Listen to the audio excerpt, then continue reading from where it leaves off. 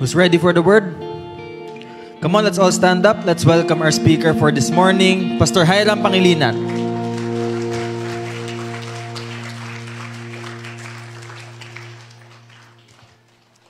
Amen. Morning. Greet the person next to you. Good morning. Pati sa kabila, good morning. May nagtanong sa akin kanina, Pastor, bakit yung harapan natin bakante? Sabi ko, hangover ng eskwelahan yan eh. Sa eskwelahan, napansin nyo, wala rin gusto umupo sa harap. Parang tingin natin lagi may exam dito eh. O kaya graded recitation. Gawin kaya natin yon sa lahat na nasa likod. Excited na ako. 2 weeks from now, we will be celebrating our 26th. Yay! Sinong nandun? Sinong nandun? We reserved about 400 seats. Now, we can go for more, of course. But we're believing that God will move in a mighty way in our anniversary. Ang ganda-ganda po ng ating theme, no? Ano nga yung theme ng anniversary natin? Keep the fire burning. Everybody say, fire! Sabihin mo yung katabi mo, fire on you. Alright. Bawal po. Ang sabi, we are called ones. No? C-A-L-L-E-D. Called ones. Huwag nyo i-spell ng C-O-L-D. Called ones. Alright. Daniel chapter 9. Let's open our Bibles right there. Daniel chapter 9. We start in verse 1 down to verse 6. And then we jump to chapter 10, verses 12 to 14. Let me read this to you from the NIV 2011. In the first year of Darius, son of Xerxes, a Mede by descent, who was made ruler over the Babylonian kingdom, in the first year of his reign, I, Daniel, understood from the scriptures, according to the word of the Lord given to Jeremiah the prophet, that the desolation of Jerusalem would last 70 years. So I turned to the Lord God and pleaded with him in prayer and petition, in fasting and in sackcloth and ashes. I prayed to the Lord my God and confessed, Lord, the great and awesome God who keeps his covenant of love with those who love him and keep his commandments. We have sinned and done wrong. We have been wicked and have rebelled. We have turned away from your commands and laws. We have not listened to your servants, the prophets, who spoke in your name to our kings, our princes, and our ancestors, and to all the people of the land. Let us pray. Lord, salamat po again for the freedom that we have to approach your word. We thank you that you're here in our midst. Holy Spirit, again, speak to us in a very clear manner. We want that there be good application of your word. In Jesus' name, everybody say, Amen, Amen. Ito pong binasa ko sa inyo was written at the time when the Israelites were held captive in Babylon. To be more precise, the people of the southern kingdom. Kasi po kung naalala nyo, nahati ang Israel. You have the northern kingdom that remained as Israel. And then you have the southern kingdom, which would be named Judah. So hati po yan. You have the northern kingdom, you have the southern kingdom. Now, the northern kingdom was invaded by Assyria. It fell to Assyria. That would be circa 722 BC. And then Babylon invaded Judah, and they were successful in the invasion circa 586 BC. So, magkahiwalay po ng invasion yan. Unang bumagsak ang Northern Kingdom, that's Israel, and then bumagsak yung Southern Kingdom, that's Judah, and the ones that invaded Judah was Babylon. Malinaw? Alright. Yung mga nasa front row, safe kayo, hindi ko kayo tatanungin. So bumagsak ang Judah. And when the people of Judah were brought to Babylon, yun po yung tinatawag nating exile, yun yung tinatawag nating desolation. Now, Daniel would be a part of the exile. Pagka sinabi nating exile, ibig sabihin, the invading forces got the citizens of the land and brought them doon sa lugar ng invading force. So they were brought to Babylon. Many of them were brought there to become slaves. Some of them, like Daniel, was chosen because he was of noble birth. At naalala ninyo, sabi nitong hari, mamili nga kayo ng mga magaganda ang lahi.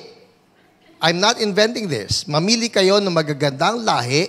Those who came from royalty, those who came from nobility, maghanap kayo ng mga gwapo at ng mga matatalino. So in short, nagkuha talaga noong mga top people of the land, and Daniel would be among them. You remember si Daniel, yung friends niya si Shadrach, Meshach, and Abednego, sila yung mga napunta dito sa taas ng gobyerno ng invading force, and that would be Babylon. Now, in short, they were there in Babylon on exile. But not everybody among the people of Judah was living a good life. Mahirap. Una, they were second-class citizens. Pangalawa, many of them were being treated as slaves in a foreign land. Now, let's look into this. The dream would be, Lord, ayaw namin sa exile. Gusto namin mapunta kami sa sarili namin bayan. Gusto na naming umuwi. That's the dream.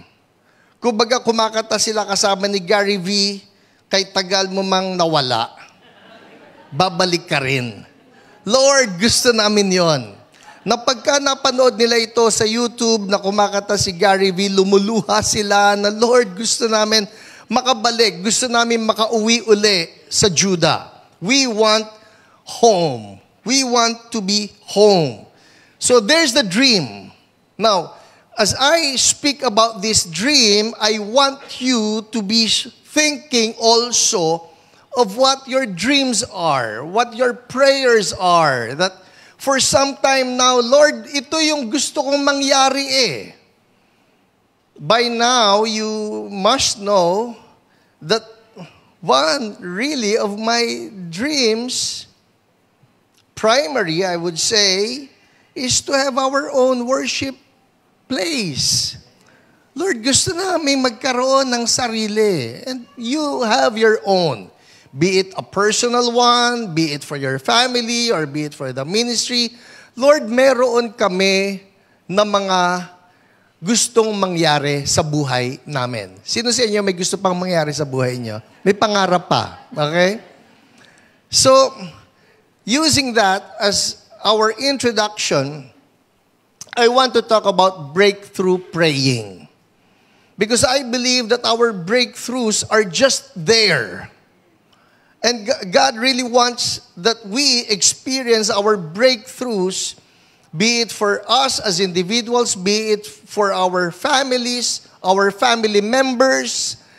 Sino sa inyo may pinagpe-pray pa sa pamilya ninyo? Be it for our livelihood, our businesses, be it for the church, be it for the body of Christ, be it for the nation. Lord, meron kaming pangarap. So let's talk about this. Breakthrough praying. I have 7 lessons for us today. Tatapusin ko ito ngayong araw. Bago po sumapit ang dilim. So what do we need to learn so that we can experience our breakthrough? Everybody say breakthrough. All right, tingnan natin. Ano nangyari? Verse 1. In the first year of Darius, son of Xerxes, a Mede by descent, who was made ruler over the Babylonian kingdom, in the first year of his reign, I, Daniel, understood from the scriptures. And there you get number 1 lesson. Daniel understood from scriptures what? According to the word of the Lord given to Jeremiah the prophet, that the desolation of Jerusalem would last 70 years. Number 1, you want your breakthrough in your praying, consult God's word before prayer. Look at the word. Look for some promises right there. Ito po yan eh. The word here, sabi rito, according to the word of the Lord given to Jeremiah the prophet, it's actually the promise in Jeremiah 29:10. Let's look at this. Jeremiah 29:10. Nandiyan na? Lilitaw yan. Bumilang kayo. Andiyan na? Alright. And everybody read with me. Go. This is what the Lord says. Who said it? Alright. What? When 70 years are completed for Babylon, I will come to you and fulfill my good promise to bring you back to this place. So there is a promise right there. Ang totoo niyan, memorize natin yung verse after this. Jeremiah 29:11, for I know the plans I have for you, plans to prosper you and not to harm you, plans to give you hope and a future. But the context of that beautiful promise is they're in exile. They're in captivity. And then here is God telling them, oy, kayo na mga taga-Judah na na-exile sa Babylon, let me tell you this, when 70 years are completed for Babylon, I will come to you, fulfill my good promise to bring you back to this place. Is that a good promise? But the promise has to do with them staying in Babylon for how long? 70 years. Ito yun eh. Nakasulat na dyan yung 70 years. Si Daniel, nung nabasa niya ngayon yung promise, oh wow, here is a promise. 70 years lang daw kami dito sa Babylon. That means this is not going to take long. It will be soon. Everybody say soon. And he starts claiming the promise. Tanong, paano kung hindi ito nakita ni Daniel? Paano kung walang nag-claim doon sa promise? The question would be, mangyayari din kaya yun? See, here is a problem with many believers. Just because there is a promise does not mean that the promise will be fulfilled if we are not in partnership with God. Nakukuha natin? Ang problema po is that we put so much weight on the sovereignty of God and we do not see that we are supposed to be partnering with God in prayers. Ang ganda nung sinabi ni John Wesley, God does nothing except in answer to prayers and everything through it. So here we are, Lord, sabi niyo magkaka-revival. Are you praying for it? Lord, sabi niyo, you're not willing that any should perish, but that all should come to repentance. Are we praying for it? Lord, sabi niyo, believe in the Lord Jesus Christ. You and your household will be saved. Lord, but yung household ko hindi pa saved. Are you praying for it? See, there are the promises in God's Word, but the question would be, are we praying for it? Everybody say God's Word. God's Word is so crucial. We need to know, Lord, ano-ano ba yung mga promises mo para sa amin? And the moment you find the promise, hold on to it, contend with God for it. Lord, sabi ninyo here is a promise. Again, everybody say promise. I love Psalm 138 verse 2, but I used the NIV 1984 for this, all right? Psalm 138 verse 2, and you use the 2011. I'll read to you 1984.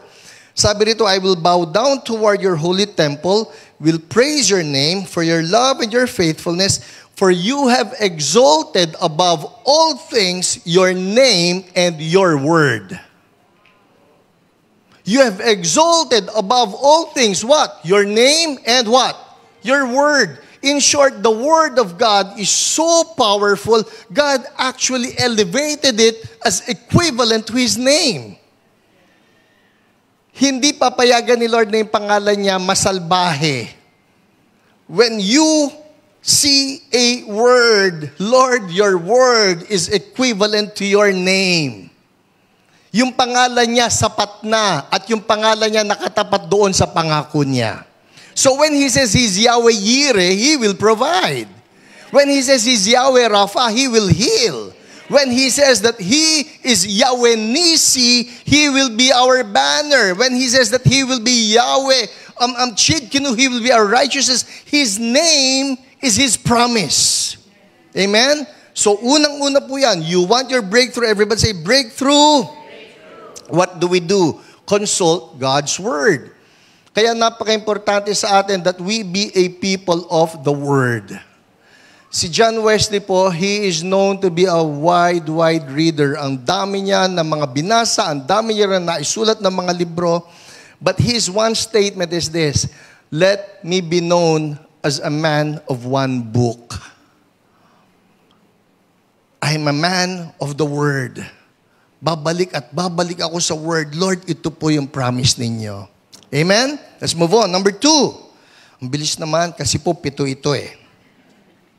So in the first year of his reign, the reign of Darius, I, Daniel, understood from the scriptures, according to the word of the Lord given to Jeremiah the prophet, that the desolation of Jerusalem would last 70 years. So nalaman na niya, 70 years lang ito, 70 years lang ito. Hindi po pwedeng lumagpas.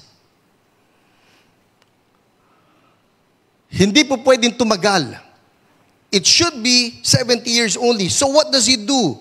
Verse 3. So I turned to the Lord God. So I turned to what? The Lord God. Turn to whom? The Lord God. And this is number 2. Focus on God. When you're praying, turn to the Lord. Pag may kailangan, turn to the Lord. I suppose this is a problem with us all humans. Sino rito human? Sino rito Martian? Alright? A problem with humans. It's part of our nature. May kailangan tayo, we turn to our fellow human beings. Mag-iisip ka kagad, sino bang pwedeng lapitan? Sino bang pwedeng lapitan? But here we are taught that our default should be God. Turn to the Lord. Turn to the Lord.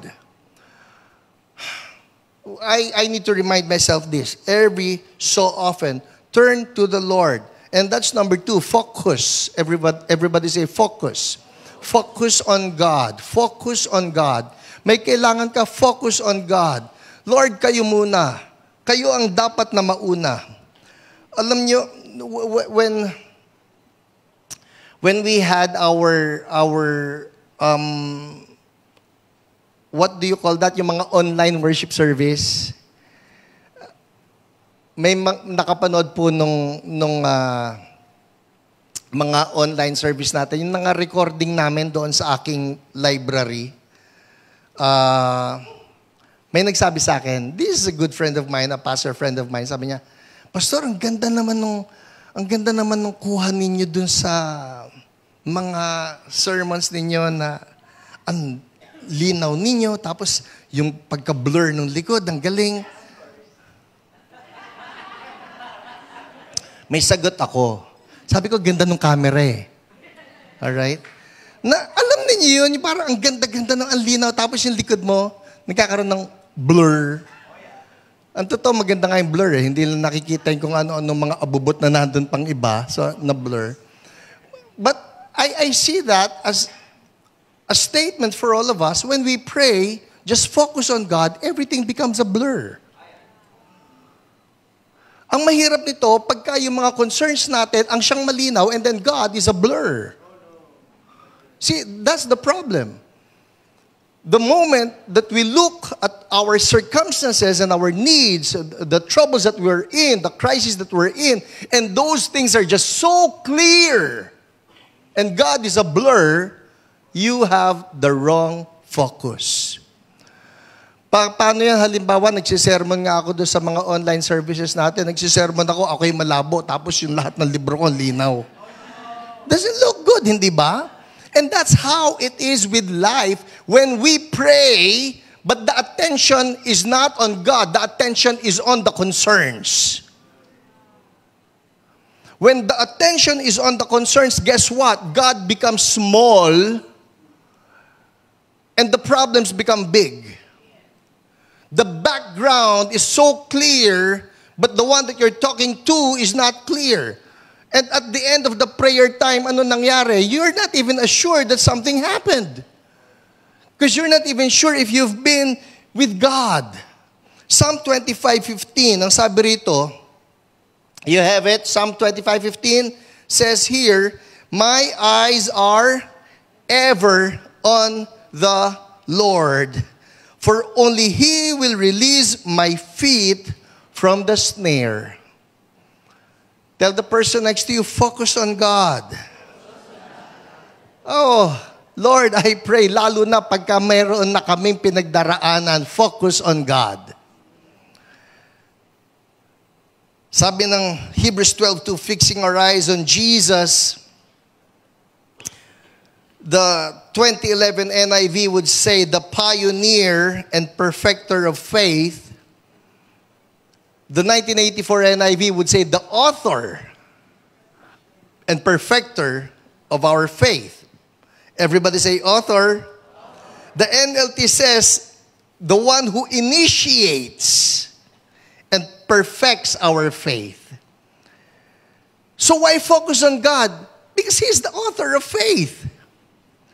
Why focus on God? Because He's the one who initiates our faith. In short, you have all of these troubles, you have all of these concerns, you're praying for something, you're dreaming of something. Lord, gusto namin magkaroon ng breakthrough, gusto namin magkaroon ng building, gusto namin magkaroon ng revival, gusto namin na magkaroon ng healing, whatever the concerns are. But the only way that you can actually push for it is if God will initiate that faith. Ganito eh. If God will not initiate the faith, will you have faith?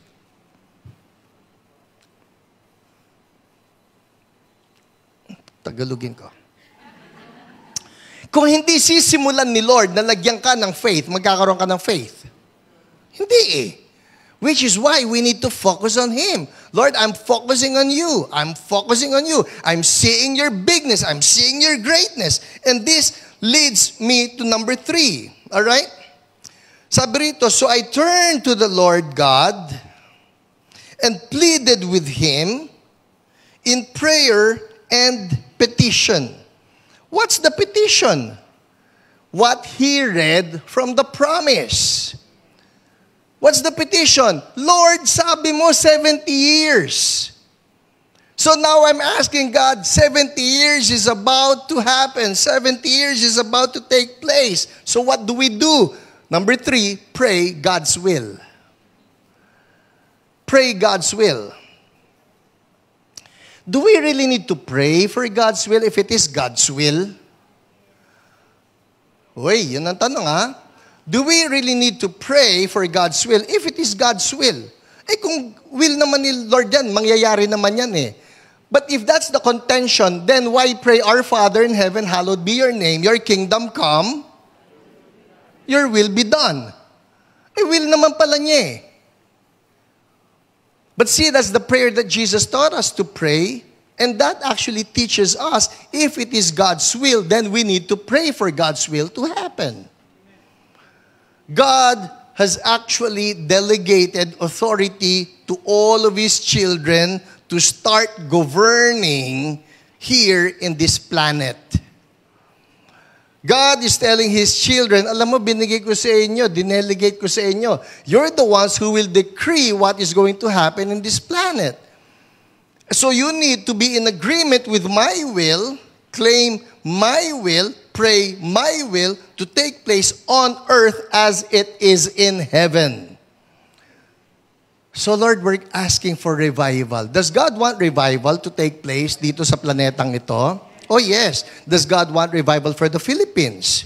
Does God want revival for the body of Christ? Does God want revival for your homes? Our home? Yes. God wants revival. That's His will. Everybody say will. Pero, iba pumasok sa isip ko. Wag naman well, alright? Iba si Kuya well. So we know the will of God. But the will of God is something that we need to agree on. How? In prayer. Kaya pag kami nakita na tayo, ang ganda naman itong promise na ito. Lord, gustong gusto ko ito. And so the Lord will tell us, pray for it. Pray for it. You don't have because you don't ask. Everybody say, ask. Lord, gawin nga ninyo kaming ma-ask na church. Ma-ask. Wow, ma-ask. Dapat maging ano sa Tagalog yung ask? Humingi, no? Humingi. Tama ba? Gawin kaya tayo ni Lord ng mga palahingi ng mga anak niya. Sa tao, hindi maganda yung termino, palahingi yan. Tingnan mo yung katabi mo. Hindi yan, okay? Sa tao, it's not a compliment. Listen up, people. Sa tao, hindi compliment na masabing palahingi ka. But in the kingdom of God, gusto ni Lord na tayo maging palahingi. Lord, pengi nga ng good sleep. Lord, pengi nga ng anointing. Lord, pengi nga ng revival. Lord, pengi nga ng apoy. Lord, pengi nga ng joy. And guess what? God wants it that way. Gusto ni Lord yun eh. Iba po si Lord. Ask and it will be given. Hindi nga lang yun yung tense na ask just once. No, ask and keep on asking. Keep on asking. Tagalogin natin. Hingi ka ng hingi. Who said that? Jesus. So, gusto ba niya yun? Oh, Lord. Can we just place our hands upon our hearts? Sabihin natin, Lord, gawin niyo po ako na palahingi sa inyo. In Jesus' name, amen. Kanino hihingi? Okay, malinaw. Hindi sa katabi, hindi kay brother, hindi kay sister, alright? Pagka tayo palahingi sa kapwa natin, hindi compliment yan. Pero kung tayo palahingi kay Lord, ang tawag dyan, prayerful. Hindi tayo nagpe-pray sa tao. Prayerful tayo kay Lord. So, pray God's will. What did Daniel pray? He prayed the word. What did Daniel pray? He prayed what he saw in the book of Jeremiah, that the desolation will last for 70 years. So what does he do? He turns to the Lord. Lord, 70 years lang ito. Deliver us from Babylon. Allow us to go home. Guess what? Nangyari po yun. And that's really odd. Because eventually, Babylon would be conquered by Persia. And the king of Persia, the name would be Cyrus, issued a decree. He issued a decree, and the decree is this: I am allowing the people of Judah to go back to their land. Just like that. Walang habulan gaya ng ginawa nitong si Pharaoh. Habulin nyo, hindi po pwede yan, mawawalan tayo ng slaves. No, Cyrus just let them go. Not only that, but Cyrus even issued a decree, you let them go. Not only that, all of the gold and all of the silver that have been taken from them, from their temple, isoli ninyo sa kanila so that they can go back to their homeland with all of these things.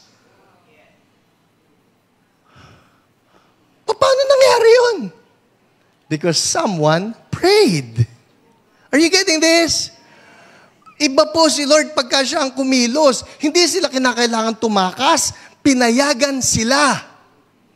You all know the story of Ezra and Nehemiah. Paano silang bumalik? Ito pa si Nehemiah, mahal na hari, pahingi nga ng authorization na lahat ng dadaanan namin, bibigyan kami ng safe passage. Oh, siya nga pala, mahal na hari, kailangan namin ng panggawa. Pwede ba sabihin namin lumber and hardware na ito, bigyan kami ng mga kahoy, bigyan kami ng mga pako at kung ano-ano pa. Kasi sige, lahat ng dadaanan nyo, may safe passage kayo. And everything that you need to put up that wall, it will be yours. Everybody say, favor.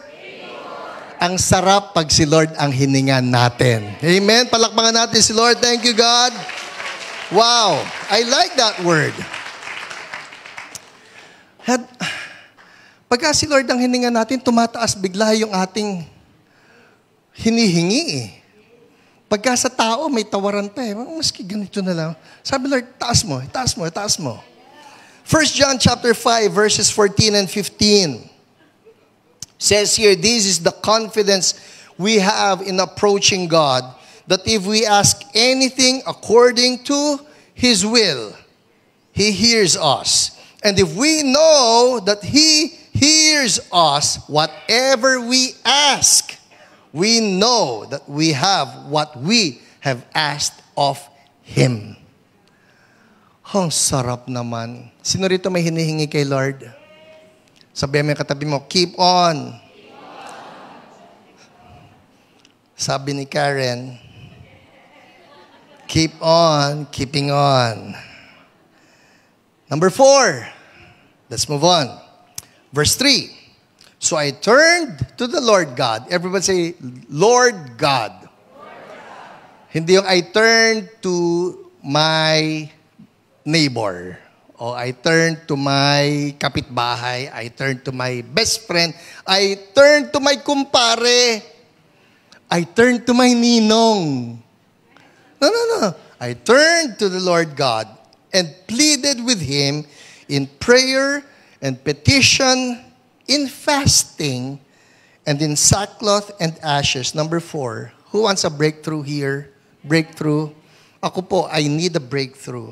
I need a breakthrough. May mga pinagpe-pray ako na, Lord, sabi ko masyado nang matagal. Masyado na matagal. I need my breakthroughs. Number 4, what does Daniel do? Fast regularly.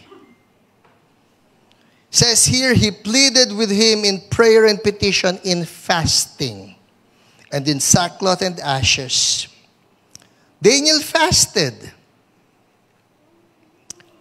Fasting is something that we as a people of God need to be doing. And not only because we're in need, but something that we need to be doing regularly. I highly encourage every one of us, including myself, we need to have some time of fasting. For Daniel, it was a lifestyle. Dito po sa Daniel chapter 9, look at this in verse 1, it says, in the first year of Darius, son of Xerxes. So when did he pray? When did he fast? In the first year of Darius, son of Xerxes. Now let's jump. Daniel chapter 10. All right, Daniel chapter 10. Let's start in verse 1. Okay? Daniel chapter 10 in verse 1. Sabi naman dito, in the 3rd year of Cyrus, king of Persia, a revelation was given to Daniel, who was called Belteshazzar. Its message was true and it concerned a great war. The understanding of the message came to him in a vision. Verse 2. Nasusundan nyo? Meron? Meron yan. Lilitaw yan. Daniel chapter 10 verse 2. At that time, I, Daniel, mourned for 3 weeks.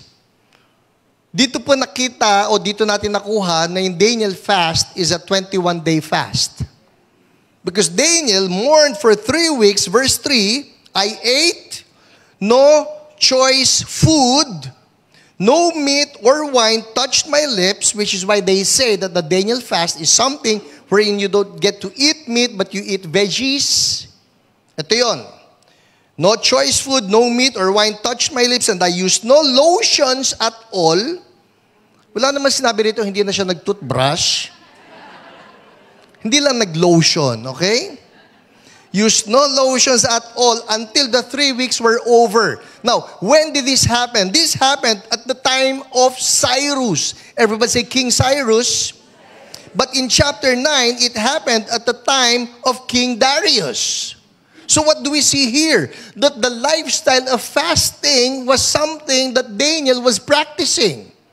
Hindi lang ito, Hoy Lord, nakita ko 70 years lang pala dapat yung aming captivity. Lord, I'm fasting for this, ha? Pakawalan nyo kami. Hindi po. Natapos na yung reign ni Darius, and then reign ni Cyrus, he fasted again. Everybody say, regular fasting. Alright, dito po ako ngayon papasok. I highly encourage every one of us, have some time of fasting. Choose your style, choose your way. Ask God, Lord, anong gagawin ko? Do I go for 1 meal fast? Sino rito palagay niyo mamamatay na kayo after 1 meal na nawala? Buhay pa naman, so you can do that. You feel convicted, I think I can extend it to 2 meals, go ahead. I think I can extend the whole day without eating food, go ahead. Pastor, mamamatay ako na walang pagkain. Well, you can ask the Lord. There could be other things that you can fast from.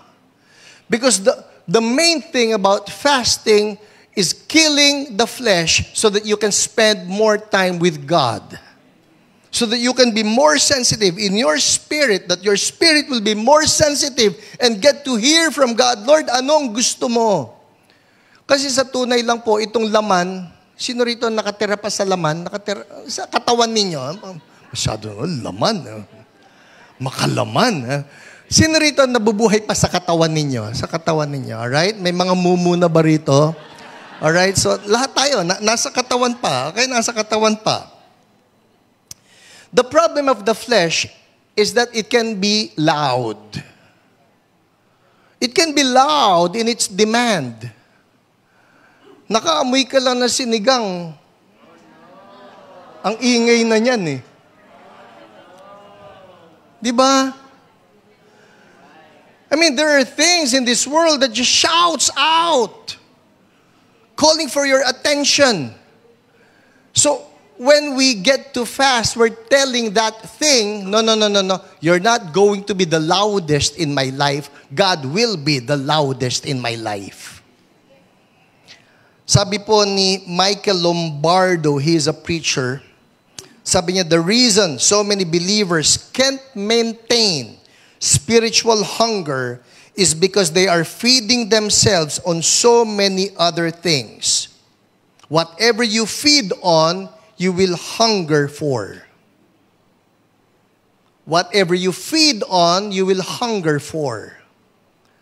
Halimbawa lang, what you get to feed your soul are video games.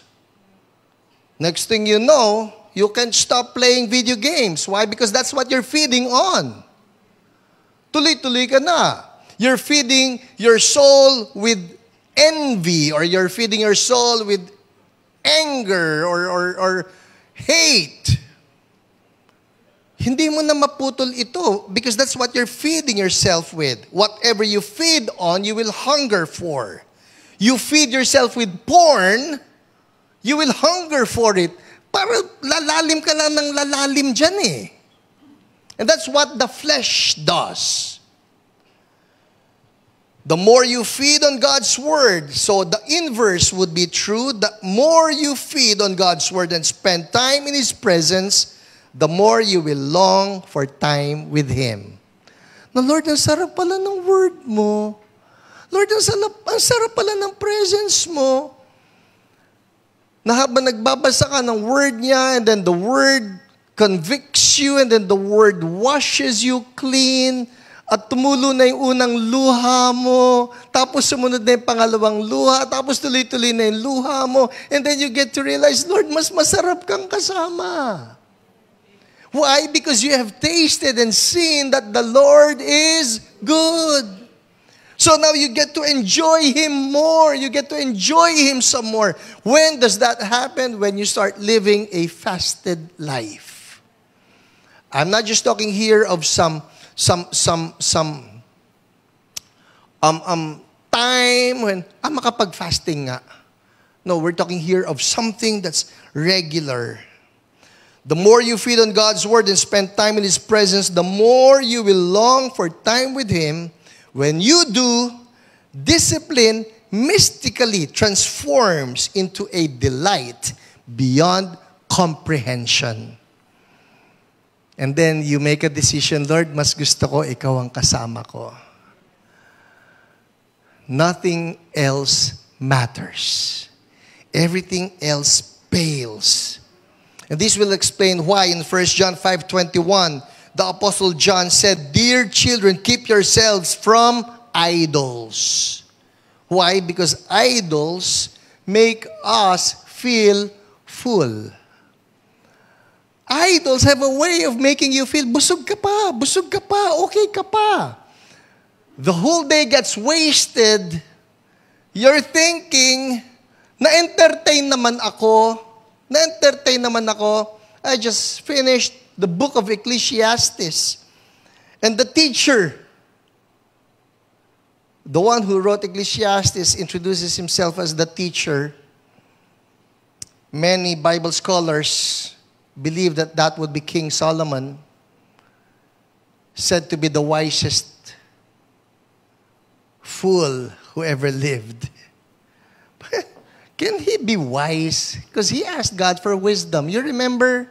And then God told him, I'm going to give you wisdom like no one can compare to the wisdom that I will give you. The problem with Solomon, he had so much wisdom, and he is even the one who said that the fear of the Lord is the beginning of wisdom.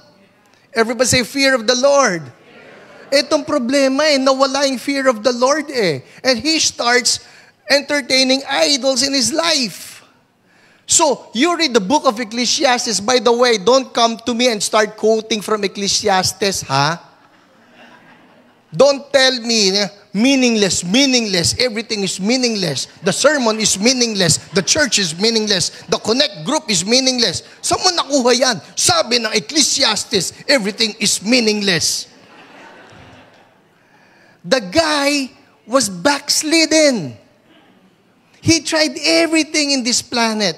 He tried having 700 wives and 300 concubines. Sakto yung mathematics niya Alright? Pangilang ka na? 698 po. Kulang pa. 2 pa. Alright? I mean, he had 700 wives and 300 concubines. And then he says, meaningless. Everything is meaningless. Talaga lang. Yun nga ng isang asawa mo gusto mo manatiling masaya, hindi pa mapasaya minsan 1,000 pa kaya. Walang hugot yun. May naringgan ako dyan. I rebuke you, whoever you are. Saya kami ng misis ko. Kasi nga, nag-iisa. But seriously, you read Ecclesiastes, all right, people? You read Ecclesiastes, and those verses, much of it, except for the 12th chapter, where he comes to the conclusion of the matter, fear God. That's the conclusion of the matter. But everything else that he said, they came from a backslidden heart. He had everything. Ang dami niyang kotse. Pastor, wala yata ako nabasang kotse. Ang dami niyang camels. Ang dami niyang horses. At yung mga horses niya, inimport pa niya. Yun yung mga Lamborghini niya. Yun yung mga Ferrari.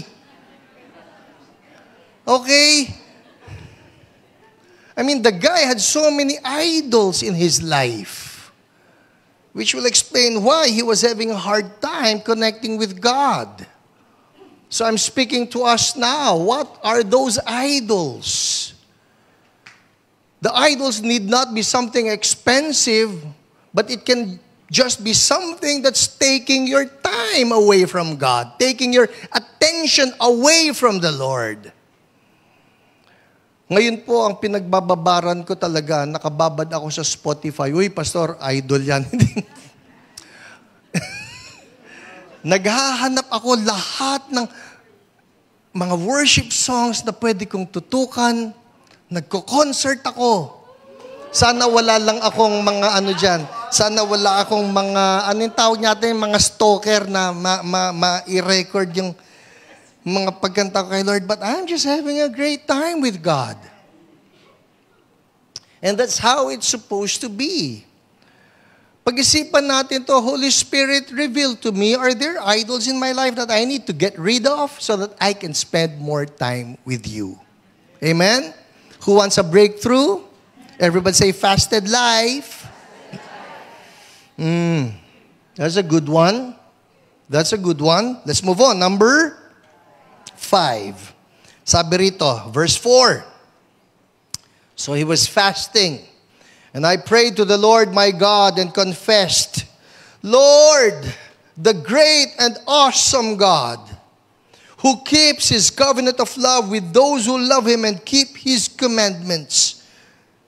Number 5 is this. When you pray, when you're praying for your breakthrough, remember the greatness of God. Everybody say, God is great. And God is good. And we thank Him for this food. Okay. Kung kayo protestante, alam niyo yun. Alright? God is great and God is good. And we thank Him for this food. By His grace must all be fed. Give us, Lord, our daily bread. Amen. Uy, may ganun pala. Ang mga nakisabay sa akin, protestante. But something that we really need to just immerse ourselves in is the truth that we have a great God. That whenever we pray, we're talking to somebody who is the greatest of all. The problem has to do with, everybody say, familiarity. Yun po ang nagiging problema natin. Pagka nag-pray tayo and we lose the sense of awesomeness, when we lose the sense of greatness of God, that you're actually talking to somebody who is the greatest of all, the creator of the heavens and the earth, the one who is bigger than the heavens and the earth, the one who is even bigger than the universe that He created. Imagine you are in His presence.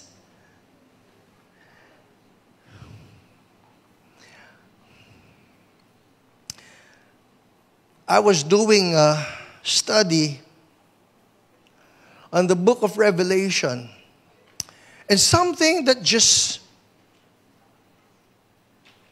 caught my attention is how we have missed out on seeing that our God, wherever He is, there's fire. His eyes are like blazing fire. He sits on a throne, and from that throne comes out blazing fire. While I was meditating on that, and then I start studying all of these verses about fire. Sabi ko, Lord, how can I even approach your throne casually? How can I even think of you as just another person that I can approach anytime and talk as if you're just anyone? He's not. He is great. Ang maganda lang sa atin talaga is that it is God Himself who issued the invitation, come. Come, He says, that we can approach His throne of grace with confidence by the new and living way, by the blood of Jesus. Yes, the confidence is placed right there in our hearts. Come. Siya nag-imbita eh.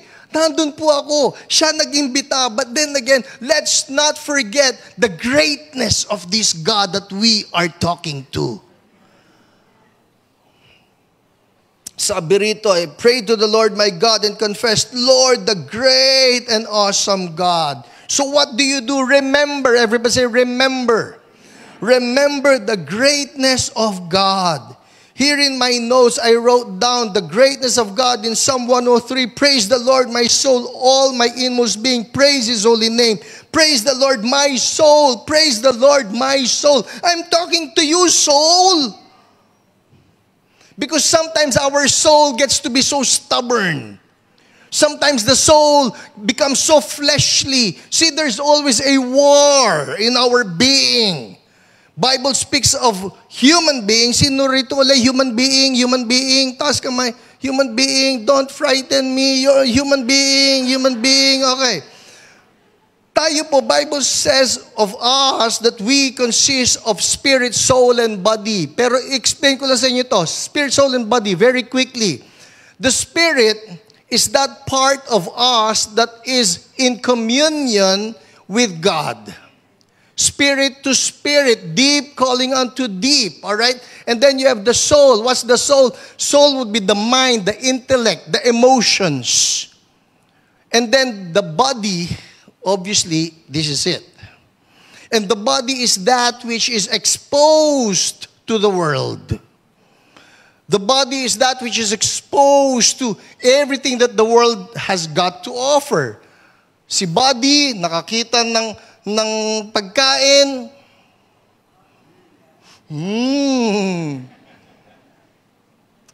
Si body, with the senses that we have, we can smell, we can hear, we can see, we can feel, we can touch. Pero itong si soul, ito po yan eh. Si soul, siya ang taga-break ng botohan. Sabi ni Spirit, spend more time with God. May enjoy mo si Lord. Yung holiness niya, ma-impart niya sa'yo, mag-immerse ka sa Kanya. Oh, His fire, when He touches you, you will be set on fire for Him. And the Spirit is just so happy, oh, I get to spend so much time with God.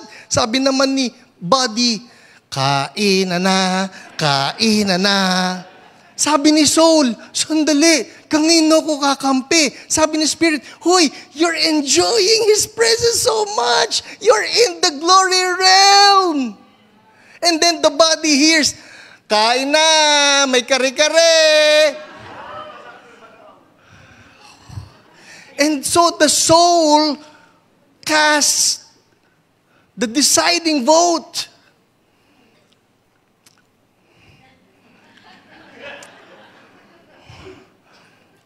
Lord, see you later. See, that's the problem. Which is why here the psalmist is saying, bless the Lord, my soul. That's his spirit speaking to his soul. Hoy, my soul, bless the Lord. Sabi ni soul, ang bango ng pagkain eh. No. Soul, listen. Praise Him. Praise Him. Praise the Lord, my soul. Forget not all His benefits. Who forgives all your sins, heals all your diseases, who redeems your life from the pit and crowns you with love and compassion, who satisfies your desires with good things. So, nakikita ninyo how the Spirit is saying, alam mo yung mga desires na gusto ni flesh, walang binatbat yan kay Lord. Alam mo yung saltang binatbat? Walang panama yan. Walang sinabi yan.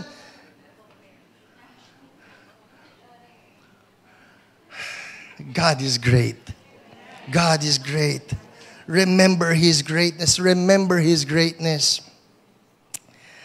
Nakakatuwa po. I have here in my notes some of the most wonderful miracles that God has demonstrated in my life that I have witnessed.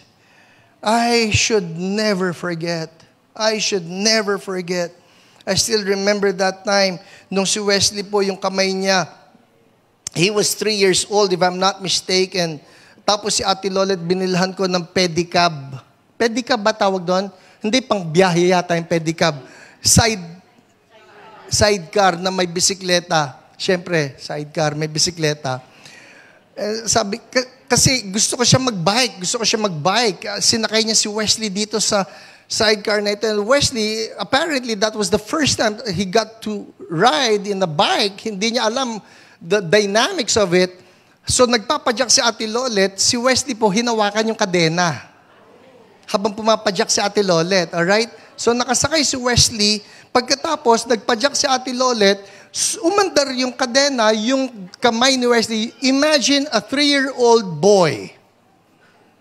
Hindi ko nasasabihin na cute, na mataba. Basta mag-imagine na lang kayo.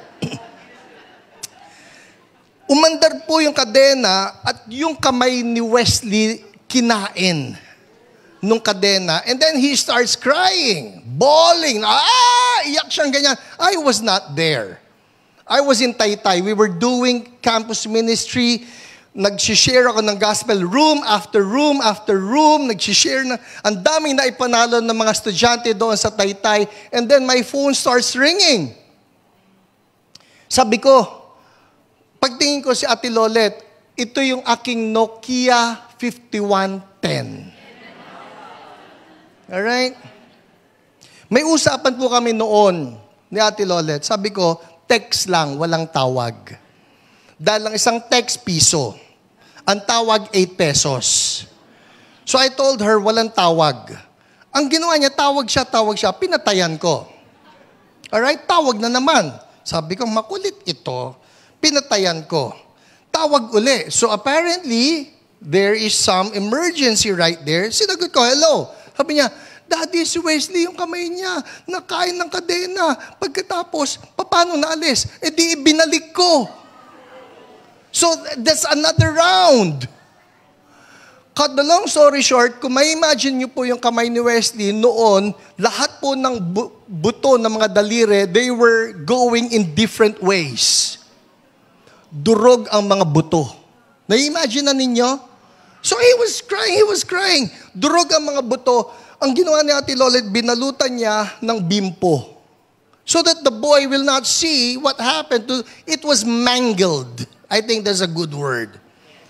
It was mangled. So, sabi ko sa kanya, dalhin mo na agad doon sa ospital kung saan nandoon si Dr. Nerissa Antupas Estolano, MD, Pediatrician Extraordinaire. Alright?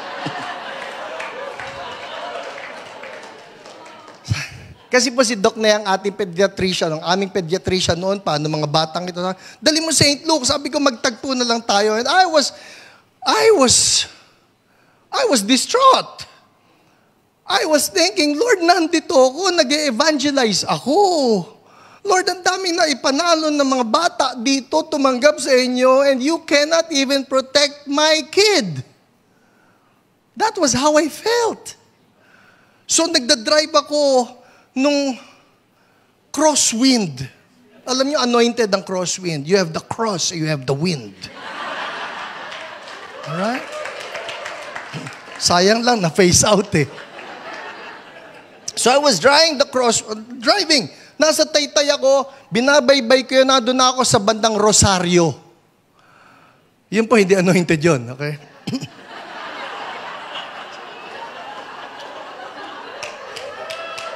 But I remember that there was this song playing as I was driving. Hindi ko na nga napapansin eh. Umaandar yung CD. But the song that was playing was one by Matt Redman. We sing of all you've done. We sing of all you've done. We sing of all you've done for us, won for us, paid for us. We sing of all you've done. Paulit-ulit lang po yun. We sing of all you've done. We sing of all you've done for us, won for us, paid for us. And then it hit me. Nandun ako, nagpipray, Lord, hindi mo na maingatan yung anak ko, nag-evangelize ako for you. And then, no, I've won it for you. I've paid it for you. Bigla po nag-switch yung prayer ko eh. Na instead of blaming God, instead of telling God, Lord, hindi mo man lang maingatan yung anak ko, the prayer shifted and it became one of contending for what God has paid for. Sabi ko, in Jesus' name, itong nangyari kay Wesley, binayaran ka na.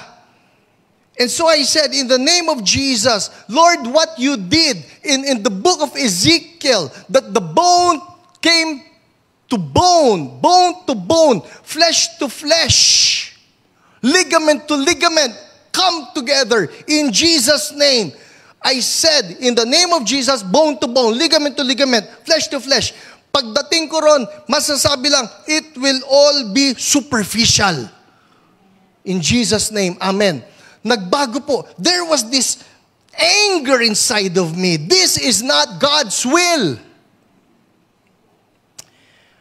I think there are occasions wherein we just have to be angry at what sin is doing. We just have to be angry at some of our circumstances and not take them as, ito yung kalooban ni Lord. So I was in that mode of prayer. Dumating po ako doon sa St. Luke's. Si Ate Lolet, si Wesley, nakasalubong ko. Nanggaling na sila sa clinic. This is what happened.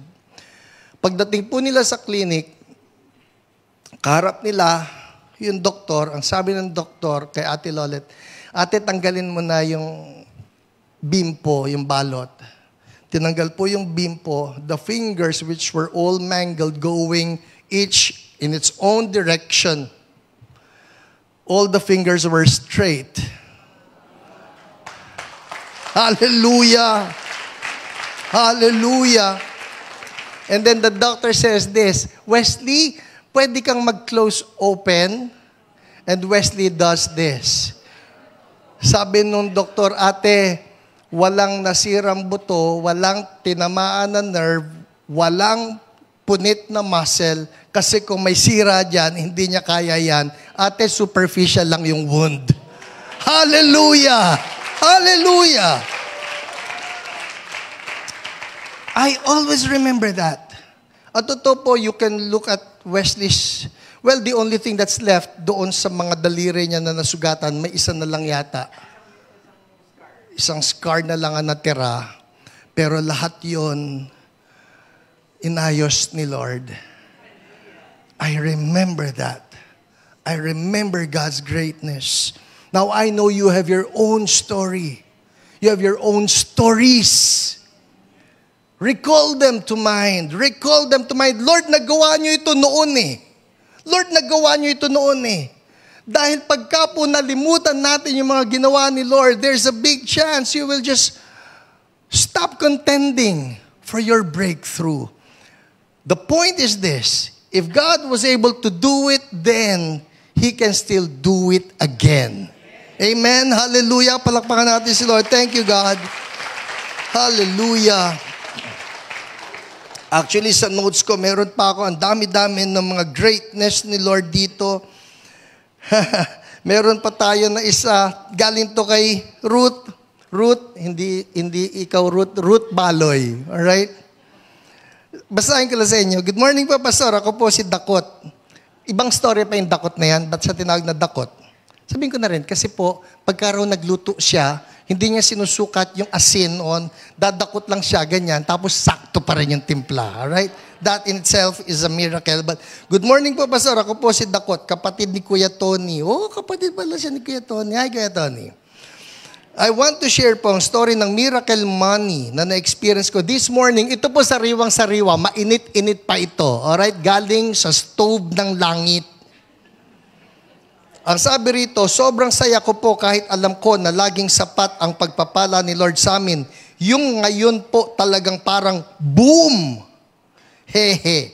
Kagabi po kasi, inaayos ko ang pera ko sa bag. May babayaran po ako today na 30,000.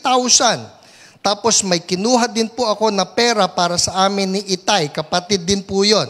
So tinitingnan ko po ang pera ko, ang bilang ko nasa 60,000. So 30,000, 60,000. 60,000 na lang siya kasi madali mabilang kasi nakatiklop. Tiklop ng 10,000 bawat isa. Kasama po sa 60,000 yung 30,000 na babayaran ko. So magkano pera? 60,000. Ngayong umaga po, pagdating ko sa store, nabasa ko si Kuya Tony, may order siya na babayaran ko. Parang nasa 12,000 po. So inayos ko po ang pera. Una ko binukod ang 30,000. So, binukod yung 30,000 sa 60, magkano na lang? Tapos, nagulat ako, Pastor, ang natira na pera ko, nasa 60,000.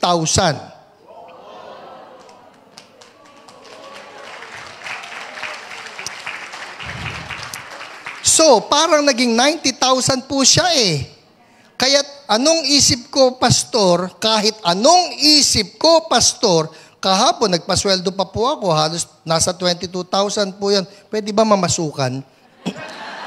Tapos di ganun kabili kahapon kasi may karakol po. Sobrang na traffic. Ano yung karakol? O basta. Actually po, natirhan pa nga kami ng ilang ulam at nung mga nakaraang araw, ang dami ko pa binayaran ng delivery. Pero now, napakaliwanag po ang miracle money na na-experience ko po. Salamat po, Pastor. Salamat kay Lord. Hallelujah. Glory to the King. Amen. Woo! Yeah. I love stories like this. I love stories like this. Remember God's greatness. May mga mahuhukay kayong kwento. Personal niyong kwento. Kung ginawa yan ni Lord noon, gagawin niya uli yan ngayon. Amen? Number 6. Pwede pa? Sabi niya, Lord, the great and awesome God who keeps His covenant of love with those who love Him and keep His commandments. Verse 5, we have sinned and done wrong. We have been wicked and have rebelled. We have turned away from your commands and laws. Verse 6, we have not listened to your servants, the prophets, who spoke in your name to our kings, our princes, and our ancestors, and to all the people of the land. So what's he doing here? He's repenting. So number 6 is this. You want your breakthrough before God? Humble yourself before God. Humble yourself before God. We have sinned and done wrong. We have sinned and done wrong. Sometimes we get to contend for our breakthroughs. Lord, pengi po. Lord, you're great. I know you're great. But then we forget there could be some sins that we have committed. There could be some hindrances. There could be some hardness in our hearts. Sin has a way of hardening our hearts. Napansin ninyo? Sin has a way of removing the sensitivity of our hearts to feel the Holy Spirit when He speaks. So when we repent before the Lord, He removes the callousness. Minsan, may tampo tayo kay Lord, you need to repent of that. Minsan, may sama tayo ng loob sa ating kapatid. We need to repent of that. We need to look into our hearts and tell God, Lord, search me. See if there be any wicked ways in me. Because I don't want anything to hinder my prayers. Bible says in James 4, 6, and 7, He gives us more grace. That is why Scripture says, God opposes the proud, but gives grace to the humble. Who wants more grace? Who wants more grace? Be humble before God. And finally, number 7, we want our breakthrough, Lord. We want our breakthrough. So here's Daniel, and he's praying, Lord, I want my breakthrough. I'm asking for our breakthrough. Lord, we want to be set free from our captivity. Set us free, Lord. What happens next? Daniel chapter 9, verse 20 down to verse 23. Sabi rito, while I was speaking and praying, confessing my sin and the sin of my people Israel, and making my request to the Lord my God for His holy hill, while I was still in prayer, verse 21, Gabriel, the man I had seen in the earlier vision, came to me in swift flight about the time of the evening sacrifice. Verse 22. He instructed me and said to me, Daniel, I have now come to give you insight and understanding. Oh, I love this verse 23. Meron kayo? All right, read with me. Go. As soon as you began to pray, a word went out, which I have come to tell you, for you are highly esteemed. Therefore, consider the word and understand the vision. I will highlight that phrase, as soon as you began to pray.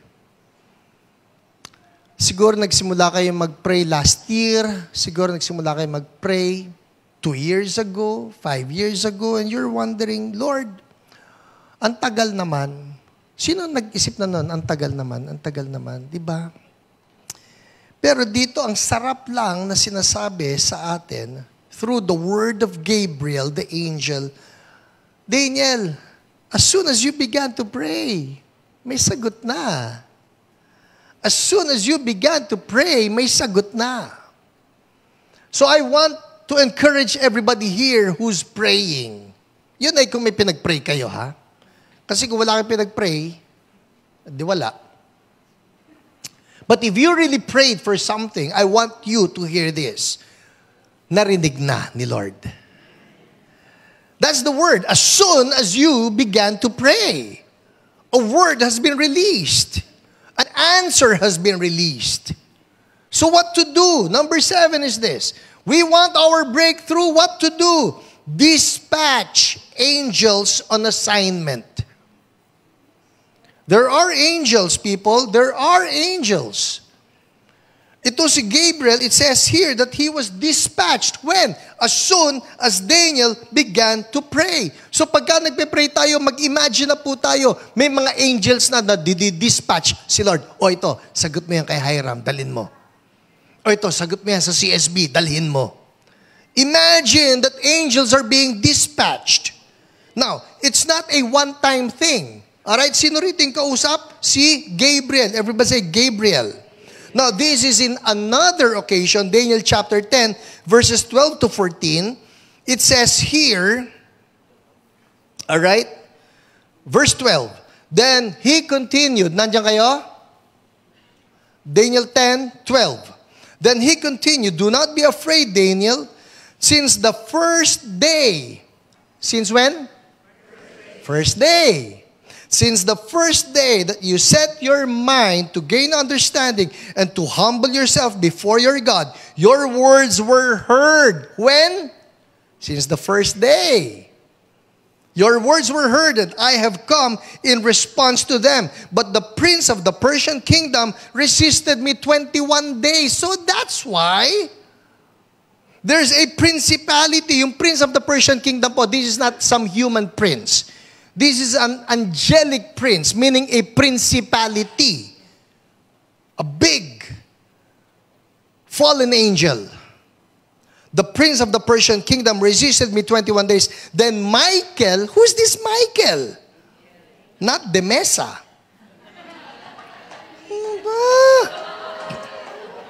Saan nanggaling yun? Michael, one of the chief princes, came to help me because I was detained there with the king of Persia. Now I have come to explain to you what will happen to your people in the future, for the vision concerns a time yet to come. So Daniel prayed. And when was he heard? The first day. When was the answer given? The first day. When we pray, sabi mo yung katabi mo, hindi natutulog ang Diyos. So naririnig ni Lord. Alright, naririnig ni Lord. So what do we need to do? Just keep on contending, because for all you know, the angel who is bringing the answer to your breakthrough has been arrested by some demonic force, and God has to release additional angelic forces na nasa kampo niya. Dalawa po kasi yan eh. May kampo ni God, may kampo ng demonyo. And God had to release Michael, the archangel, so that Michael will help the angel that was sent to answer the prayers of Daniel. Wow, I like that word. So what to do? We dispatch angels on assignment. Hebrews 1:14 says, are not all angels ministering spirits sent to serve those who will inherit salvation? Masama ba yung sabi sa mga angel? Well, let me put it this way. We tell God, Lord, would you dispatch angels? Dispatch angels on assignment. Let them come, bring our breakthrough. Amen? Who learned something today? Let's all stand up. Thank you, Lord. Hallelujah. Okay. Thank you, Jesus. I want to put this in some application. All right? Can you just take a partner? Right where you are, take a partner. Kung asawa mo yung katabi mo, kayo mag-partner. Kung di mo asawa yan, Huwag kayong mag-holding hands. Alright. Lalaki sa lalaki, babae sa babae, to be safe. And I want you to ask that person, anong breakthrough ang kailangan mo? Alright? Anong breakthrough ang kailangan mo?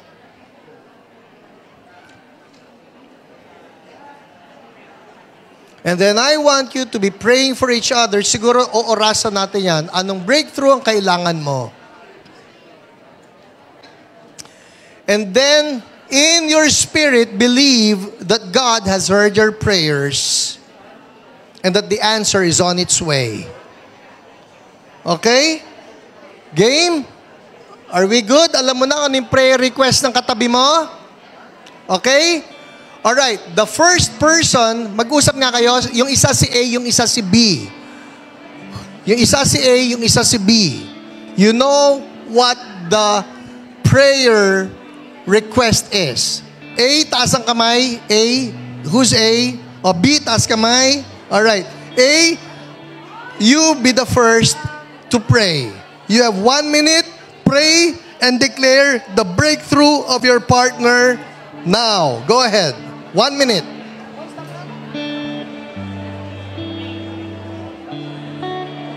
Declare the breakthrough. Oh God, great God. Oh great God.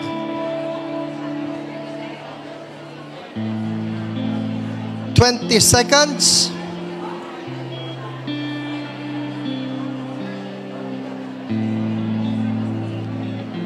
"30 seconds to go.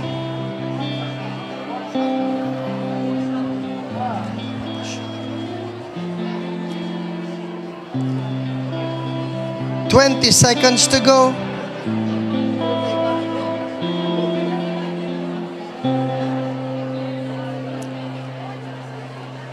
"10 seconds. 5, 4, 3, 2, 1. Alright, B, it's your turn. Pray, believing for the breakthrough of A. Start praying now. Breakthrough, breakthrough.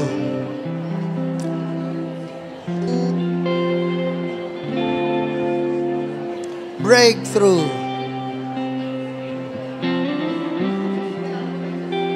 45 seconds.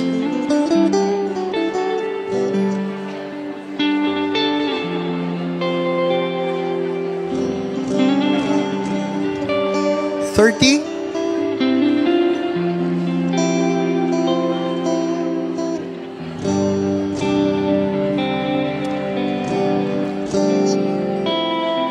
"15 seconds.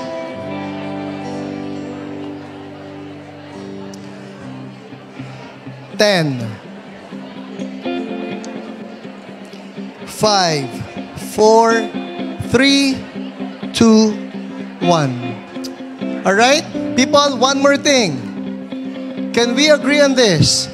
Can we pray for the breakthrough of CSB that we get our own lot and building? Alright? Let's do this. Agree uli kayo. Pray for this. Pray for our own lot and building as a church. Start praying now. Oh God, great God, great and awesome God.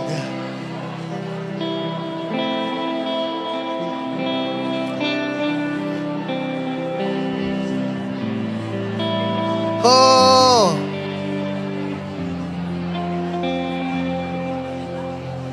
we receive, Lord.